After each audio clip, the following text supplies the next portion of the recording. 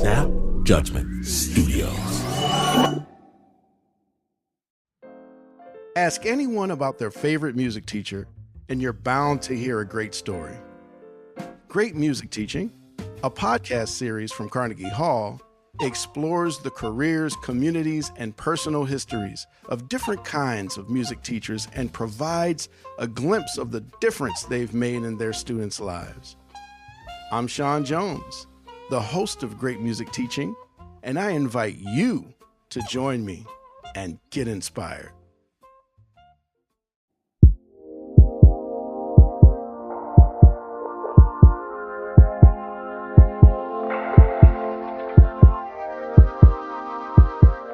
My brother, sloppy, lax about any kind of standard. If a corner needs cutting, he's going to cut that corner. Except for one weird thing. Aquariums. This guy, Mr. Slipshod, Mr. Dreamy, is super meticulous about his aquariums. Temperatures calibrated within half a degree. pH levels checked, rechecked, salinity monitored. He loves aquariums, often keeping 4 or 5 enormous tanks at a time. Salt water, fresh water, even brackish tanks, mimicking areas that churn fresh and salt water together. Every tank a work of art. Brightly colored fish swimming through fluorescent coral, seaweed, floating plants, ground cover. This riot of life. He says he's trying to create the perfect ecosystem. Looking at him, bent over his reverse osmosis water dual filtration machine like a proud papa, you see he loves these fish, like he birthed them himself. Some even swim to his hand as he strokes their belly. It's wild. And that's why, helping him clean his prized freshwater tank, I ask him, why? Why are you going to put this crazy, ugly Oscar fish into the tank, this glorious, beautiful tank? You know it's aggressive. You know it's going to eat all the pretty fish. He looks at me, almost like he's sad. And he says, you know, there is no perfect ecosystem without a killer.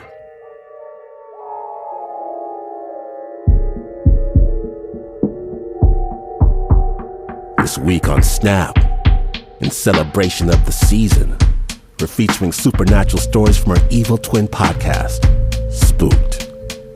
Spook starts now.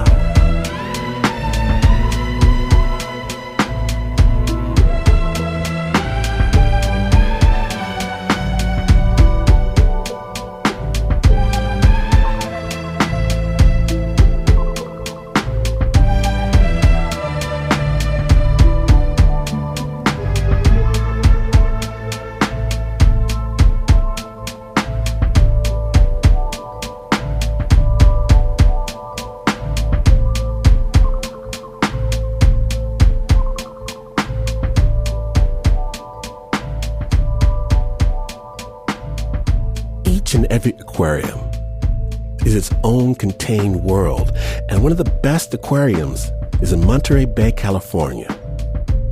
Years ago, Kevin Wright, he worked as a security guard there. But it was years before that, when he was just a little kid, when he fell in love with the place on his very first visit. Spooked.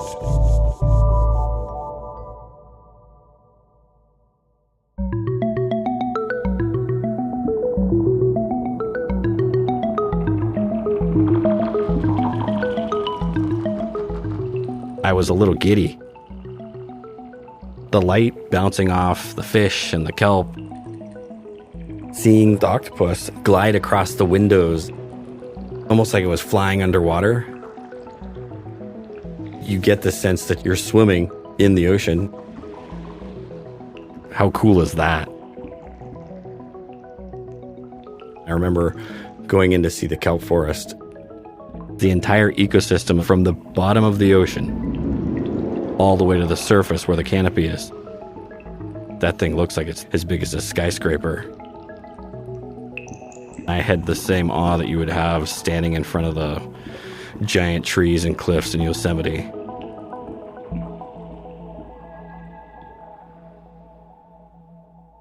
I've been at the aquarium 21 years now. Little kid me would not believe that I get paid to look at this kelp forest. My job was to patrol this giant place. The building is huge. It's 3.5 acres. The property that the aquarium sits on, people have been on that land for thousands of years. 50,000 years ago, indigenous tribes were following the kelp forests that hug the west coast of North America. And they migrated south and settled in the Monterey Bay. Then there was a Chinese fishing village. It was actually burnt down. There was the Sicilians who came here and overfished sardines. Overnight, the canning industry shut down. The aquarium is sitting in the footprint of one of the last canneries to close. Certain parts of it still hold that same footprint and look and feel. My first night working a night shift, I was super excited. Walking around through the splash zone and the tropical fish. I stood and watched the mola mola for a while. It's the largest bony fish in the world. Looks like a giant floating head. They're like missiles in the water. And then I watched the white shark glide around this 1-million-gallon tank for several minutes. And the other fish moved out of the way and kept distance. I felt so lucky to be working here. Of course, everyone else like, yeah, okay, man, you got 7 more hours of this. You got to calm down. Pretty soon after I started, the security officers that had been there for a while loved to start chiming in with little ghost stories that they had heard or things that they had experienced. There are stories of a woman in a wedding dress swimming across the kelp forest like she's a scuba diver. There are stories of a woman in a black evening gown as if the person didn't leave the event that was there that night. You go to escort her out of the building and then she's gone. Stories of footprints, wet footprints, leaving the building. And when you get to the threshold of the door, the footprints stop. So I just kind of passed it off as, man, this is just folklore that people are passing down from year to year. One night, I was going over to where our vault was, and I pulled on the door, just like any other night. Shake the handle. Handle's locked. Door's locked. Door's latched. Moving on to the next door. A couple minutes later, I get a call from the dispatcher who said, "Hey, can you go back and check the vault? The door just swung open." I knew I had latched it. I was just really uneasy. So I go back, I check the door. Sure enough, it's wide open. I called dispatch and asked, "Hey, who else proxed into the door?" And the dispatcher relayed back, "No one's buzzed into that door. We looked at the video, it was just you." I didn't believe him. I go back to the dispatch office, I play the tape. You see me check the door. You see me grab the handle, shake it, and pull pretty hard on the door and walk on. And in a couple minutes, sure as can be, you see the door slowly swing open. I got goosebumps on my arms. It was like that moment when you go over the little hill too fast and your stomach kind of gets that wobble. I don't like this. I had 2 theories. Someone was either inside and hiding on a camera site, or when the air conditioner turned on, it changed the pressure in the room and it forced the door open. But when I went to the room, no one was inside. We watched the video. No one was in the room before or after. And when we went to the room, the air handlers were not on. I didn't cast off people's ghost stories as easily after that. I would take any creak and odd noise with a little more suspicion and spend some more time with my flashlight in those areas.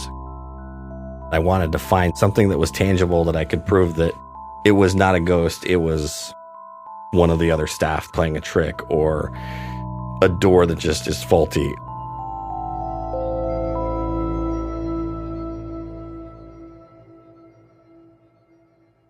One night I was coming across the bridge into the dark. The bridge links the two ends of the building together. Behind me, I could hear someone jingling their keys.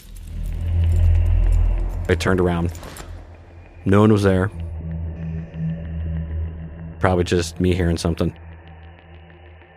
As you turn into the Drifters Gallery, where all the jellies are, there's 0 windows, 0 light. I could hear keys jingling behind me again. This sound was very distinct and right behind me. Someone was walking up behind me. I turned around, turned the flashlight on. Nobody's there. I was like, Essex, is that you? Essex was a big guy, had a deep baritone voice. I look around the exhibits to see if he's hiding behind one of the signs or something. Nothing. Figured I'm going to play along with this stupid game, do my rounds. About 3 or 4 minutes later, I hear the keys behind me. I spun around. Essex, come on, it's not funny. I got things to do. No Essex. So I get on the radio. Base is... Where's Essex? Essex answers the radio. I just got back from my lunch. What are you talking about? I'm like, okay, I've had enough of this. I'm going back to the office because I don't feel comfortable. There was just this sense that I shouldn't be here. I shouldn't be out here right now. This could be the night I'm going to see the woman in the evening gown at the open sea exhibit. I needed to go back to the office. Back to where the light is and where other people are. It was the longest walk I've ever taken back to the office. And it's probably only about 300 feet. I was coming across the bridge. I had to walk by this life-size model of an orca. This model, it's a little creepy because I remember looking at this large whale with an open-toothed mouth, kind of smiling at you. And I can feel this cold breeze brushing against my arm as though something was walking past me. Every ounce of me did not want to be on the bridge anymore. I remember coming into the office, flinging the door open pretty hard to get inside the lit room. I tried to explain the sound of the keys and the feeling of someone moving past me on the bridge. The dispatcher thought I was just being goofy. And everyone else is like, I'm not buying the story. I'm like, nah. I know what I felt and heard. After that, when I knew there was other people that were working shifts, I was very clear when I'd go to do rounds. Okay, where is Chris working? Or where's Sandrine working tonight? I didn't want to bump into them thinking it was something else, but I also wanted to know exactly where they were. I was morbidly afraid of the woman in the evening gown.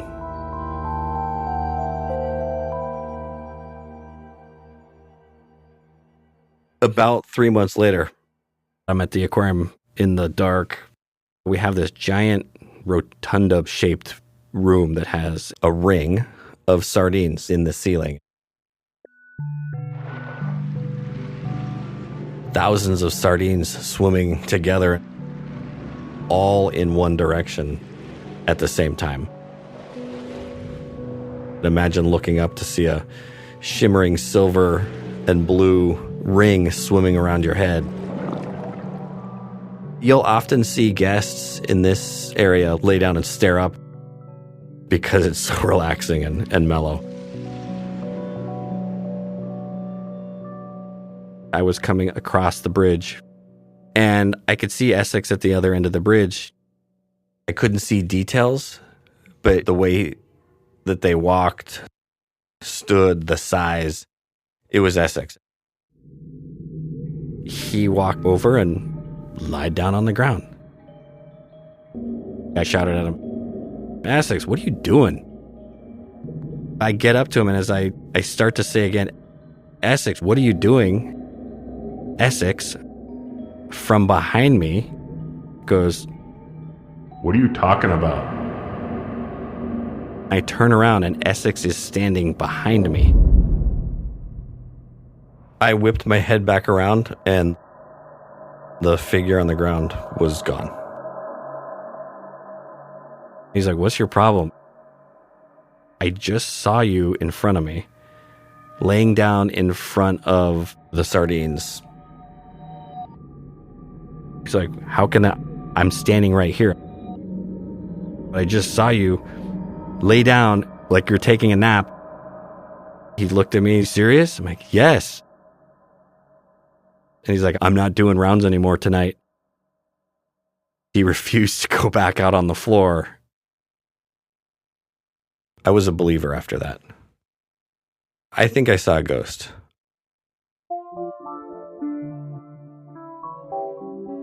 About a year went by. Strange things started to happen at the look down exhibit. It's where you look down at the shale reef from above, and it's got these floating magnifying glasses.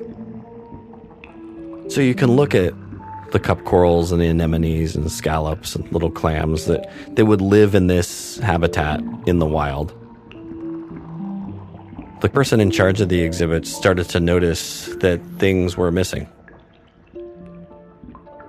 She would put in smaller crabs and some scallops and clams and things like that. And over a short period of time, they would disappear. It was a little frustrating because we have special permits to collect these things. We don't have an unlimited supply. She couldn't figure out why things just kept disappearing.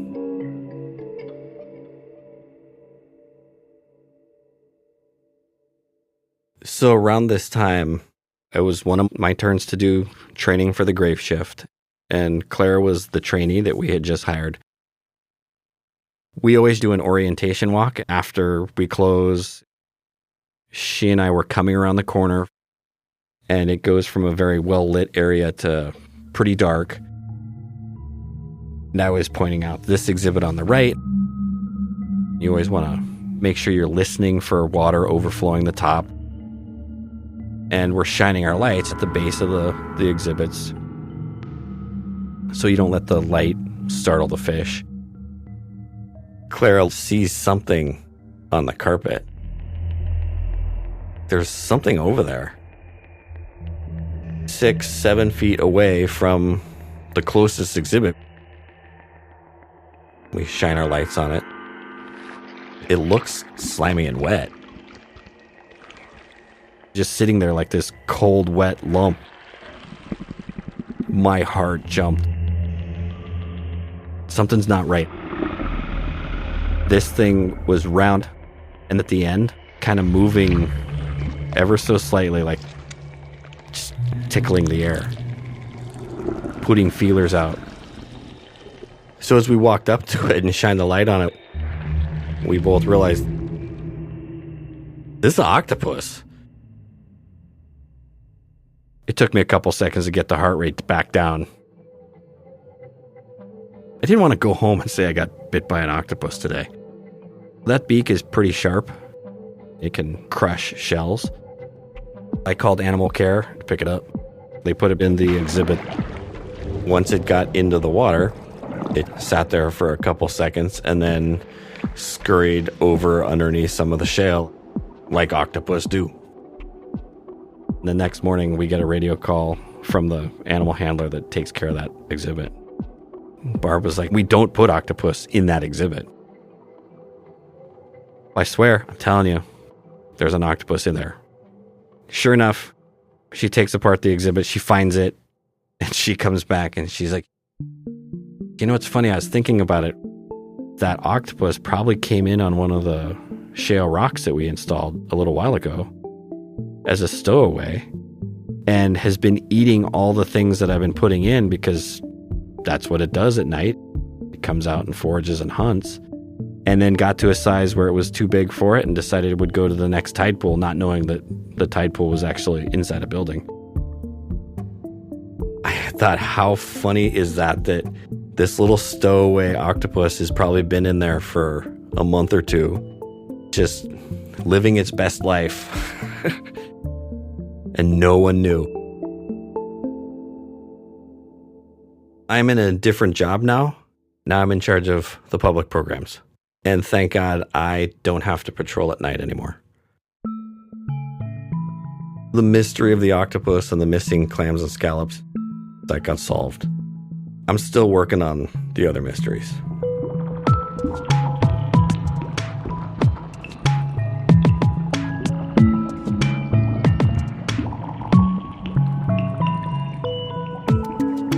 Thanks so much to Kevin Wright and to the magical Monterey Bay Aquarium, and thanks as well to KAZU Radio in Monterey, California, for all your assistance. The original score for that story was by Yari Bundy and Renzo Gorrio. It was produced by Ann Ford.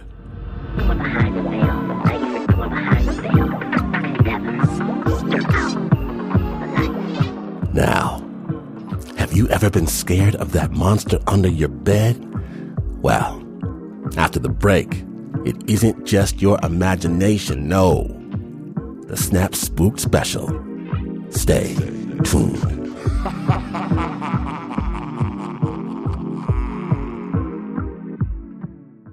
Does your morning toast taste more like cardboard than bread? Then you haven't tried America's #1 organic bread, Dave's Killer Bread. #1 because it tastes so darn good. Dave's Killer Bread was built on the belief that second chances can change lives. When its founder, Dave, the guy with the guitar you see on every loaf, returned to the family bakery after 15 years in prison. Dave's always baking it to the limit with killer taste, killer texture, killer nutrition. And you can visit daveskillerbread.com to learn more and look for Dave's Killer Bread in the bread aisle of your local grocery store. Support for Snap Judgment comes from Odoo. What is Odoo? Well, Odoo is the only software your business will ever need. Featuring a suite of integrated business applications, Odoo connects your business operations together so you can get more done in less time. Odoo has apps for everything: CRM, accounting, sales, HR, inventory, marketing, manufacturing, you name it. Odoo's got it. To learn more, visit odoo.com/snap. That's odoo.com/snap.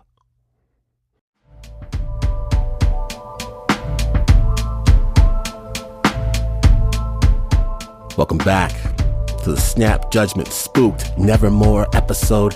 This week, real stories from real people who can scarcely believe it happened themselves, from our evil twin podcast, Spooked.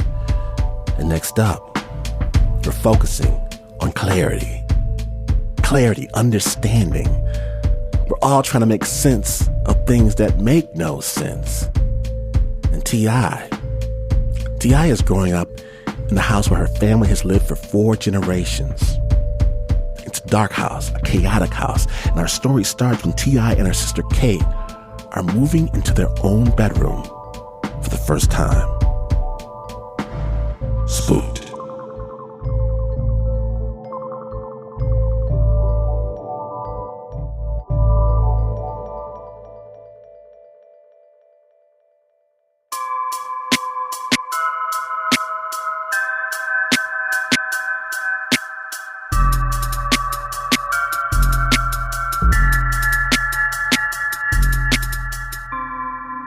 I was so excited to have our own room. We shared a small dresser and got a double bed. And I remember just feeling so big. But I had never spent any time in that room before. As we were putting things away for the very first time, I remember being really uncomfortable about that space. And I didn't know why.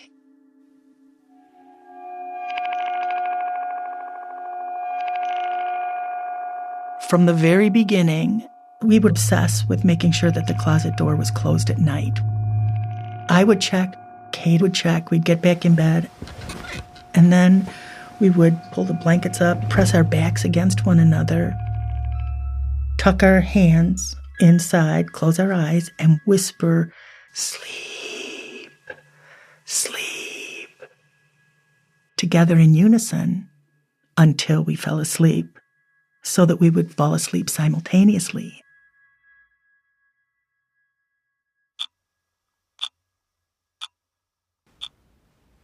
One night, for some reason, I woke up wide awake. I didn't want to wake Kate up. She would not be happy if I woke her up, so I laid there listening. My parents would often watch television after we all were in bed. I didn't hear the television. I tried to listen for cars, and I couldn't even hear any cars. So I knew it was really late.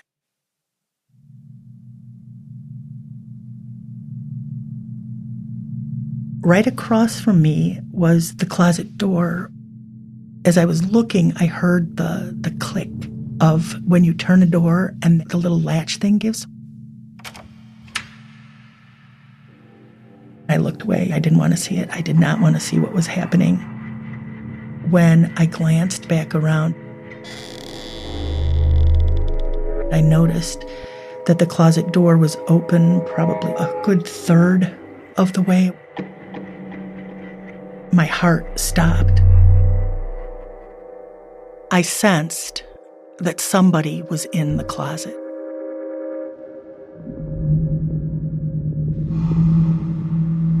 I watched this figure come out to the edge of the door frame, and he was looking right at me.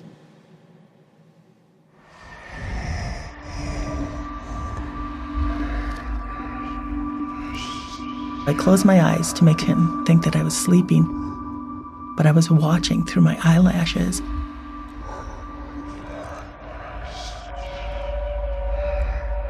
This guy had sideburns down to his jaw almost, and he was wearing a white shirt. It had sleeves that gathered at his wrists, and he had his hands in front of him, and he was wringing his hands back and forth.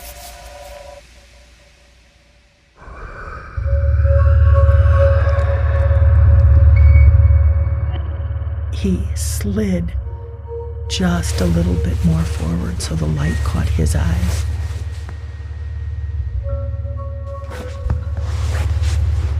I just watched him wring his hands.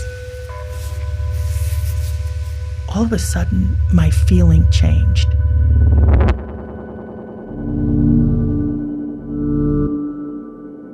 I was no longer afraid. I felt what he was feeling. Really, really sad.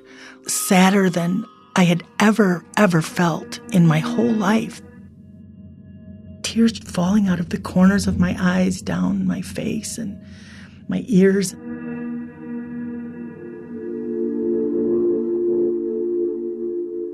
I have no idea how long we were there, but I fell asleep.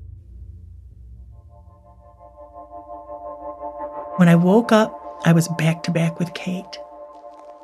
And I was like, oh, it was just a dream. Thank goodness it was just a dream.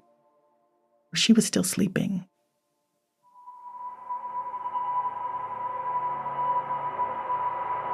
I turned over and I looked. And that closet door was open. It wasn't a dream. It had really happened.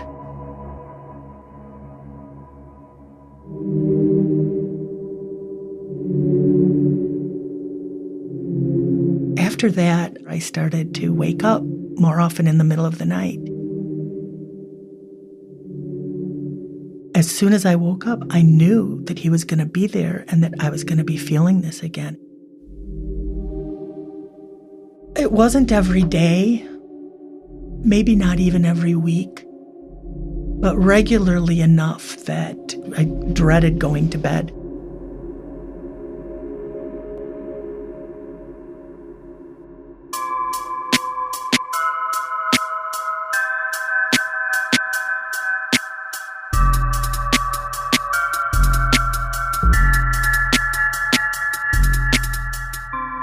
Oh yes, sometimes we wish our dreams could come true. Not this time. Our story continues right after the break. Stay tuned.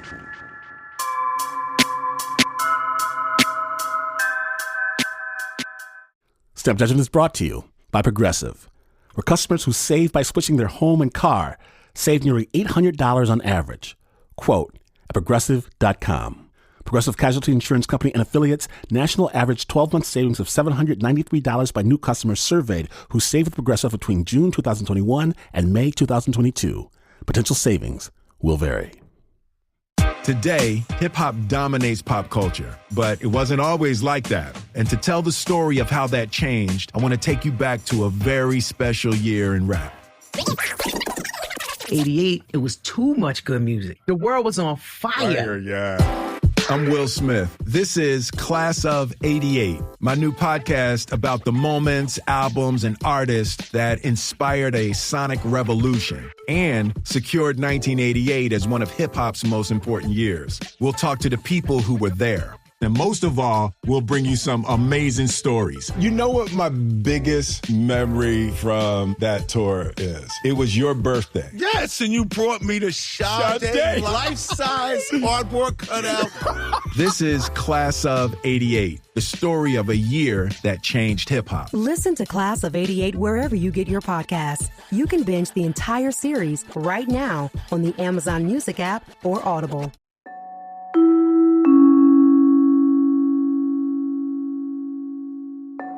Welcome back to the Snap Judgment Spook Spectacular, Nevermore.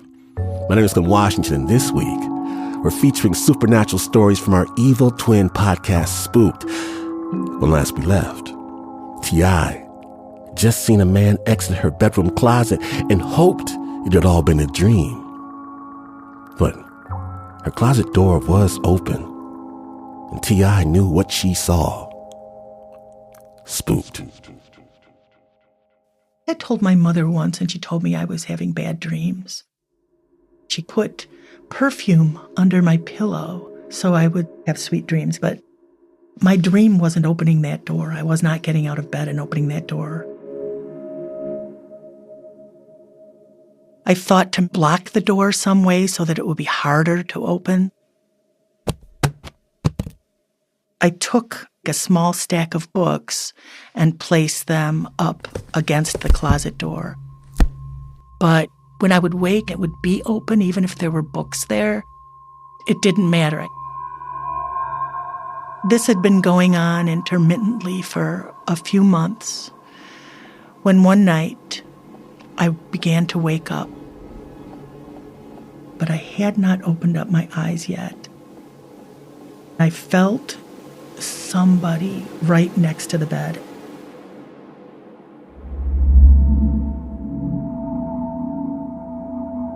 I knew it wasn't the man from the closet because he never left the closet. And it also felt completely different. You could tell when someone loves you, just the vibe they give. And it was clearly someone who loved me. I heard her voice in my left ear. It was a lady's voice, very soft, very soothing. And she said, "Don't open your eyes." I didn't. And she said, lift up, and come with me.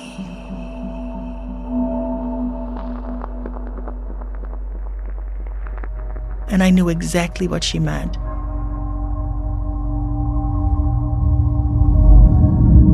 I felt my energy lift up above my skin on my body, and I inhaled, and then as I exhaled, I would push a little more until I felt myself like go to a little pop. It was this lightness of me that lifted up. And I was now above my body.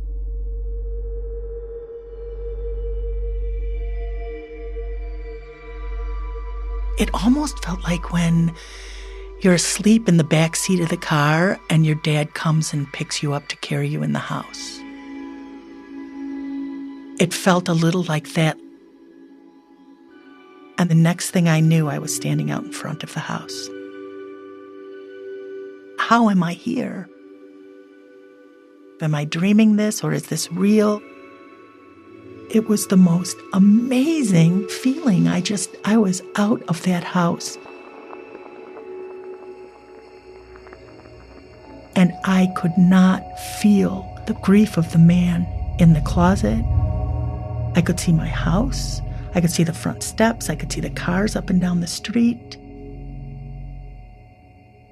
There was no one else around.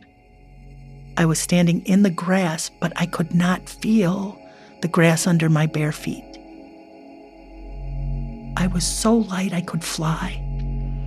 And I did. I took 2 steps forward, and then I leapt up, just barely above the ground. But I just stayed there.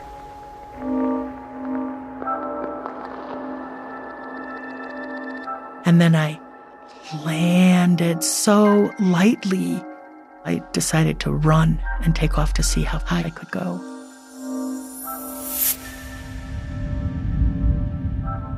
I went as high as the roof, doing loops and circles and bouncing around. I decided I didn't think it was a dream because I was making choices, conscious choices of what I was doing. Then I noticed that the sky was starting to get light. So I landed down on our driveway, and I looked up in those dark windows, and I wondered how I was going to get back inside. Then I knew that my guardian angel was nearby again, just off to my right. I heard her say, "It's okay, just fall back in." I have no idea how I knew what she meant, but I did. All of a sudden, I felt myself falling really fast. And then boom, I landed in my body.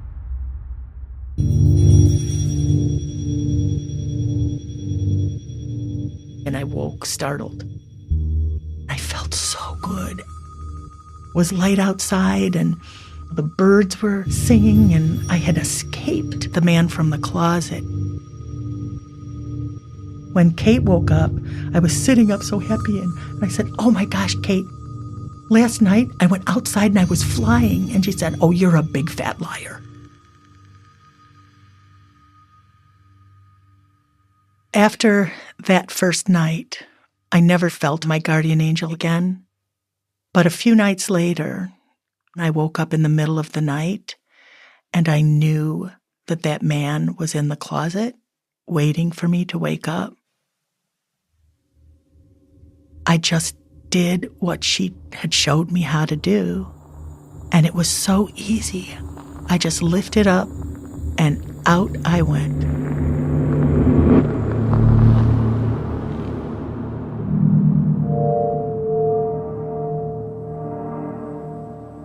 At first, I just stayed in the yard, and then I would go to my grandmother's yard next door and to the cherry tree, and then I could go to the park. I was flying around the jungle gym. I could see the birds in the nests. I was in this secret place that no one else could ever see. I told my mom that I was flying, and she said, "I love flying dreams." But this was so different than any dream that I ever had. I explained to my friends what I was doing, and they were like, "It's just your imagination, you're just..." And I'm like, "No, I really think that this is for real."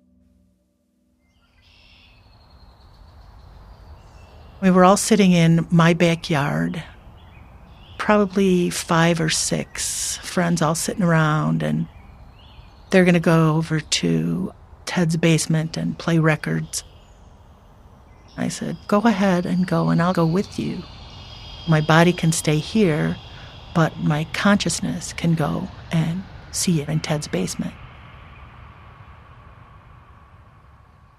They were like, "Yeah, right. Yeah, that's great. Okay, well, whatever." And I said, "Go, and I'll tell you what you do when you're there, when you come back." They go, and I'm sitting out there in the yard. I just begin to lift myself out.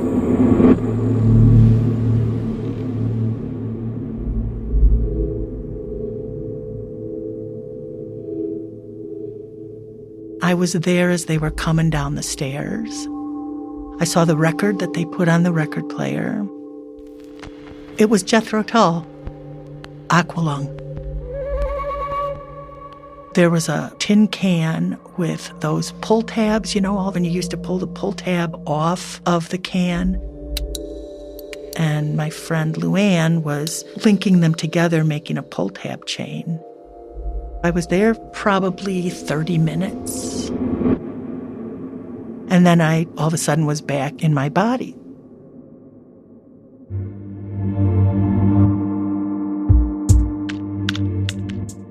The next time we were all together, I told them about the pop-top chain. Their mouths just dropped open.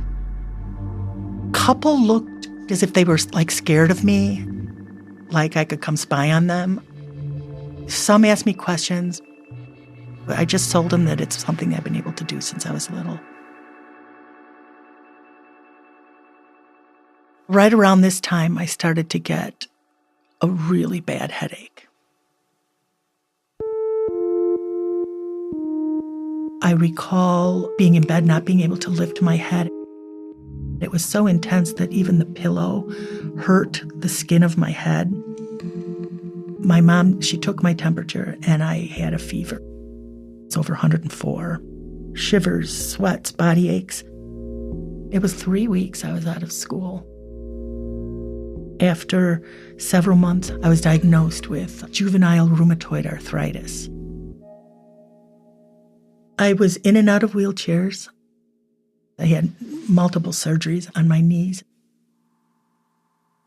After they had stopped the pain medication, after one of the surgeries, they had to push gauze into this wound in my knee. I was fully awake and conscious. As they start the procedure and I'm feeling this pain, I started to hum. And I hummed. I remember it wasn't as easy to leave because when you're having pain, it keeps drawing your attention to that place in your body. My body was slamming me back in. until out I went. And it was like, oh, phew. I was out.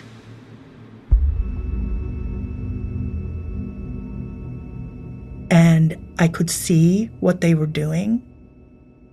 I watched this whole procedure without feeling it. When it was over, I just slipped back into myself and opened my eyes.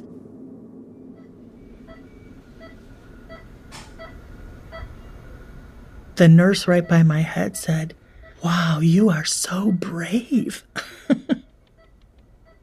And I said, "Yeah, I didn't feel a thing."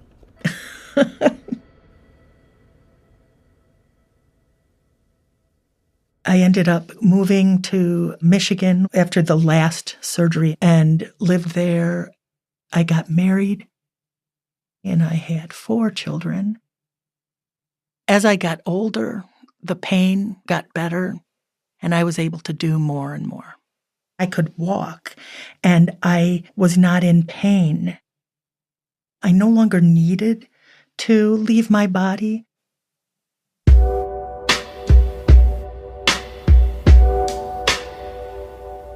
This one night, I went to sleep and I dreamed an entire day from my childhood, from when I was a little girl, about 5 years old. After I woke up, I decided that I was going to leave my body and go back to that house. I was just curious.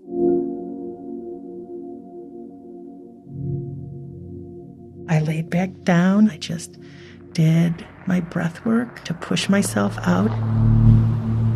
And boom, I'm standing in front of my house. I look up and it looks exactly the same. And I saw the pink and white station wagon that was my family car in the driveway. I am not in the present. I decided to go in. And there I was standing in the living room. I saw the ashtray on the coffee table. I saw the stain on the couch, the lampshade that had a little bitty tear along the bottom rim. My parents' room was off of a hallway next to the stairs on the main floor. I went to their room and the door was open, and I went to the door and I saw them in their bed, spooning. They were so young. And I just loved them so much. I moved from their room down the hallway, and then to the right was this little alcove that went into my room. I'm in my bedroom, looking down at myself and my sister. I just felt so much love. Can you imagine really seeing yourself as a little child? That's when I started to feel the darkness move in.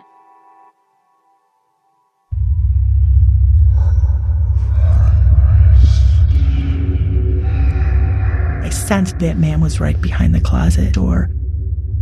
I looked down and my little self was going, making noise and moving a little bit, starting to wake up.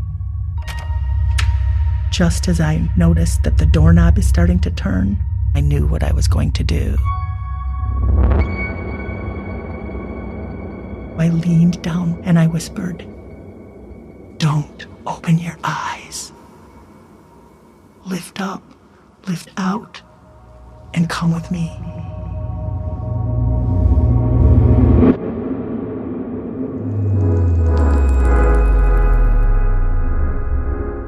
I did not want him to come disturb this little sleeping girl again.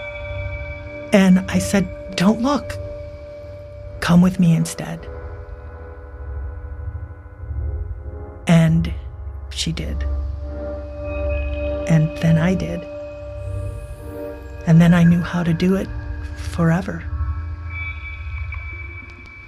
I was the one who taught me how to do that. I was my own guardian angel.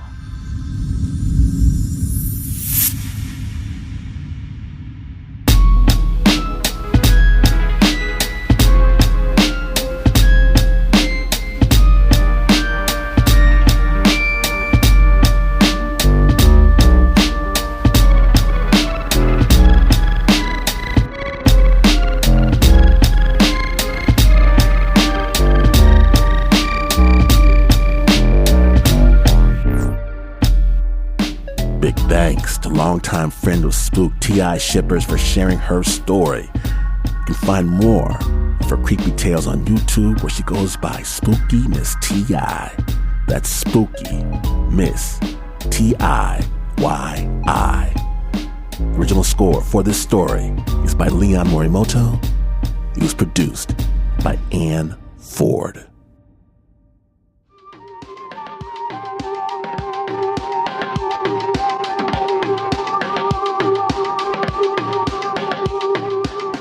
Now, if you dug the stories you just heard, know this.